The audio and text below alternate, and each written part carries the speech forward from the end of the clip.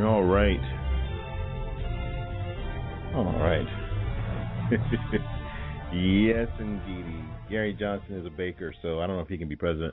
Listen, but here's somebody that's on the line now that I believe should be president because he does a really good imitation of a president, and basically I'd vote for the guy for anything.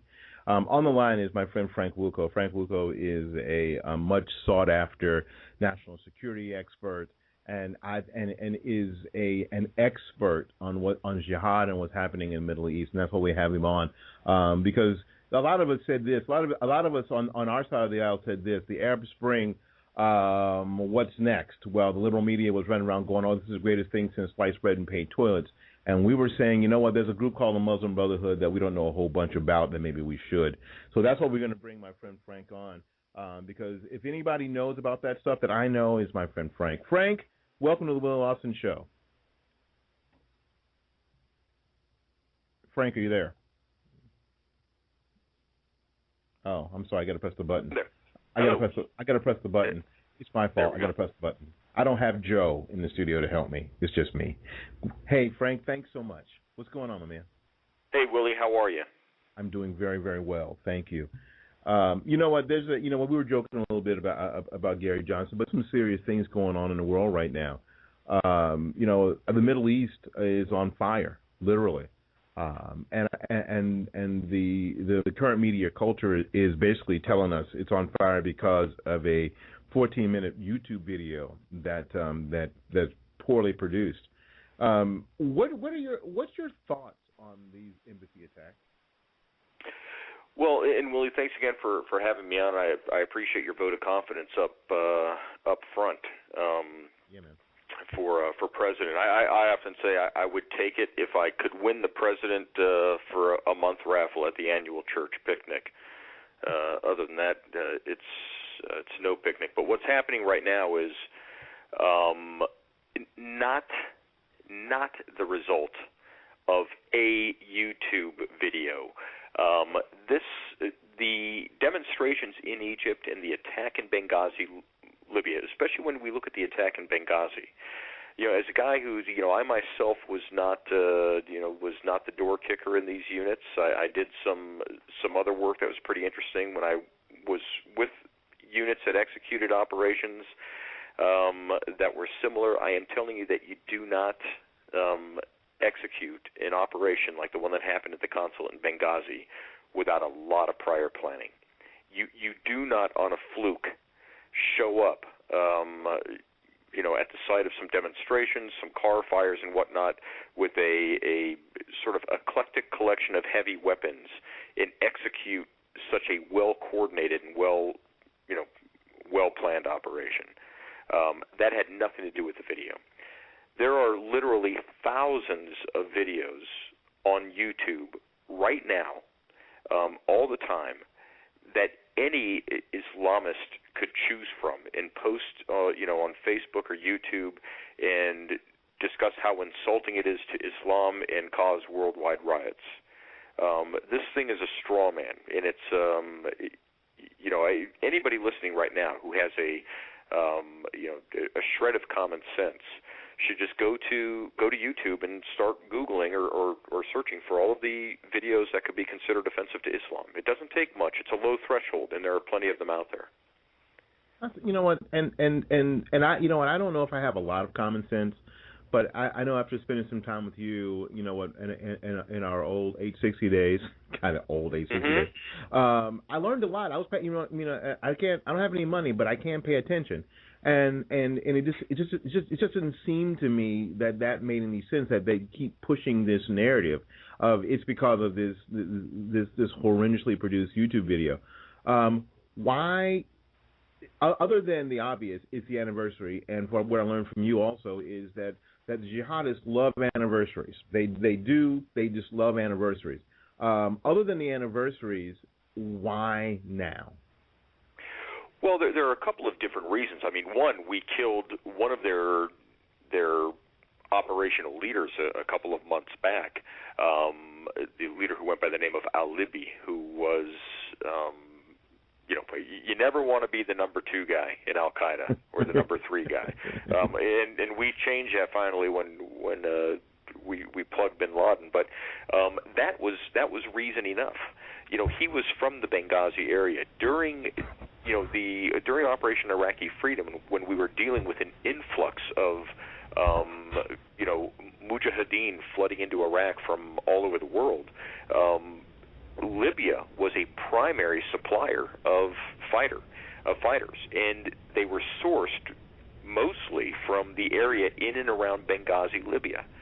So it's a use a tired old cliche, it's a hotbed, it's a breeding ground, it's like a petri dish for jihadists, and so there's no shortage of that mindset and people who are willing to act upon it in and around Benghazi.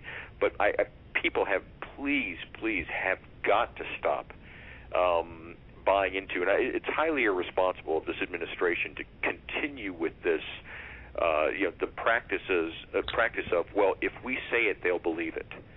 It's too unbelievable, and it just isn't true. And what bothers, you mentioned a word that doesn't ever get mentioned in mainstream media. It never gets mentioned from the White House. It doesn't get mentioned from the Mitt Romney campaign either. You mentioned the word jihadist, and when you started teaching me about what jihad was and the jihadist, I knew automatically that some of this was simply because we exist. This is not because of any policy or event. A lot of this is simply because we exist. In just a nugget of time that we have here, can you explain to my listeners exactly what part the jihadist plays in all this? Because I don't think people understand. Frank, I don't think people get it. I don't think they understand that this. I mean, they've heard the term jihad, but they don't know what it means. And they're termed jihadist, and they just don't know what it means, so it doesn't have the impact it needs to have. Well, and I'll read this directly from the sort of the standard personal kind of handbook, if you will. It's a very thick one, but it's been in existence since the 1300s. It's called Reliance of the Traveler by a Muslim cleric named Naqib al-Misri. This book, it's the classic manual of Islamic law, and its translation into English are approved by all of the major schools of Sunni Islamic jurisprudence, Al-Azhar University, and every other higher institute of learning within the Islamic world. There is a section within this Islamic law book called Justice. Within the section of Justice, there's another chapter, a subchapter titled Jihad, and I'll read directly from it. Jihad means to war against non-Muslims and is etymologically derived from the word mujahada, signifying warfare to establish the religion. Wow. Nowhere in this book will you find these sort of softer definitions of the meaning of the word jihad, that it only means struggle, that it only means to struggle with whatever it is you happen to be struggling with, whereby jihad becomes watered down, and everything from doing the dishes to trying to get the kids to finish their homework and get off to bed is just part of jihad. It's all part of this struggle. No, jihad is a very specific prescription. It's also obligatory. So who are the jihadists? Well, under Islamic law, if you're a Muslim, you are supposed to be the jihadist. And if you're not, then you are engaging in what is called shirk. It's like shirking your responsibilities. This is from an Arabic word, shirk, which means to forego your obligations. Two primary forms of obligation to jihad. One is the communal obligation. And this is against non-Muslims when they're in their own countries. Jihad is a communal obligation upon the Muslims each year. Not some Muslims, the Muslims. The second state is when non-Muslim forces invade a Muslim country or near to one, in which case jihad is personally obligatory. So if you are a right-thinking Muslim, and you're looking at the West, you're looking at unbelievers, you have every reason to believe that every day you have an obligation as a member of the community and as an individual to engage in jihad, primarily against us. It's not open for interpretation. This is a word-for-word accounting from their own law books. You see, and with that definition, you've got impact when someone says jihad or jihadist. People understand that that again, it's personally obligatory, which means for our people who went to public school, that means that you're supposed to do it. You are supposed to do it. This is not something that the group does. This is you personally. And in that, now that we have that definition, now that we have that framework, we'll have a few more minutes, and we got to go. Is that now we're looking at this whole idea of this administration saying that, you know what, if we just talk to them, if we just hang out with them, if we just talk to them, you know what, everything is going to be just fine. That was the missing ingredient. We heard that during the 2008 campaign. The missing ingredient was that we didn't talk to them. I learned from you, again, man, I'm telling you, you had a big impact in my life in this, and that's why. You know what, Willie, I'm beginning to think that I've taught you so much, I'm beginning to think that you owe me some saxophone lessons.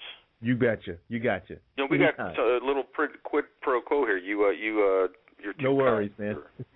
I'd be happy to do it. I'd be honored to. Because the idea now is that this whole idea of talking to them is almost useless, because the things that the jihadist needs to establish a religion isn't necessarily how Westerners think. This is an Eastern mentality.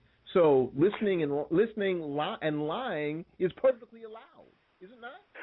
Well, there a lot of stuff there, and it is without doubt that from an Islamic legal standpoint, the Muslim does not want our understanding. The Muslim does not want our mutual respect. If you're a Muslim, then you believe that God does not want the understanding of the infidel. He wants the soul of the infidel. He wants his conversion. If he cannot get that, then he will demand his subjugation under the Islamic social order. If you refuse to convert, or if you refuse to be subjugated and pay what's called the jizya within the Muslim social construct, the poll tax, if you refuse to pay this with willing submission or convert, then slay them. This is the reward of those who reject faith. This is all directly from the Quran, and it hasn't been superseded, and it's not outmoded. It is every bit as alive today as it was 1,400 years ago. That is amazing, and unfortunately, and Barack Obama knows this. He knows these things. It could not have escaped his attention. The associations he had, even if he doesn't remember a thing about his childhood in Indonesia, his adult associations certainly had to have imparted this knowledge on him. Wow. Well, we're out of time. I know you got to go, but we have to continue this conversation as these things go on.